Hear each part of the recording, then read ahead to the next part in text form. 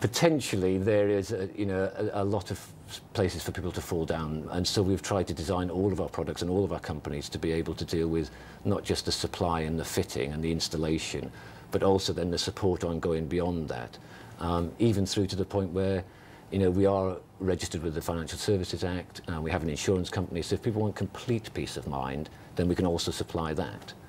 Do you think the government's done enough? The government has set minimum standards. It's a starting place for me.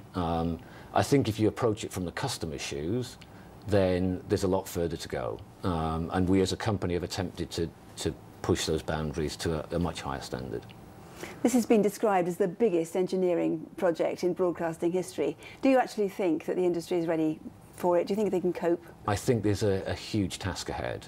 I think that there are issues potentially in the supply of enough engineers for one part of the job. A supply of equipment could also be a potential nightmare in the future, particularly if people leave it late. Inevitably, as things run up to the deadline, equipment, engineers, all of that will come under pressure. So you certainly anticipate a few problems? Not so much from my own perspective, because from where I am, we provide our customers with a membership and help desk scheme so that their support is provided. Every single member of our scheme will be guaranteed to be converted before the switchover in their area. We have limited the number of people we will take on purely because I need to know that we can supply those goods and the engineers. So you reckon you've actually taken things as far, in fact, further than they need to go to make sure the customer's going to be sorted? Absolutely. If we're going to put our name to something and guarantee and promise to deliver, then the only way we can do that simply is by knowing exactly what we have to do, pre-ordering that equipment, pre-ordering those engineers, and making sure that we can at least control our own customer requests. So it's getting things in place in the first place, but also backup? Absolutely, because beyond the physical change, there is the need to provide people with support.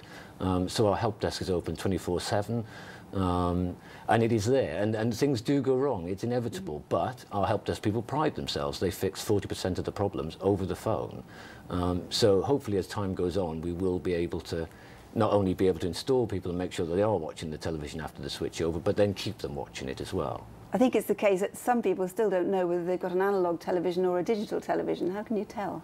Oh, well, the easiest way to look is if you can see BBC One, BBC Two, an ITV channel, Channel 4, and if you're lucky, Channel 5, then you have got an analogue television.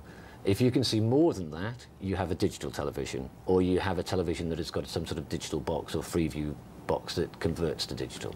Right, that's succinctly put. Stephen Tucker, thank you very much indeed. Thank you.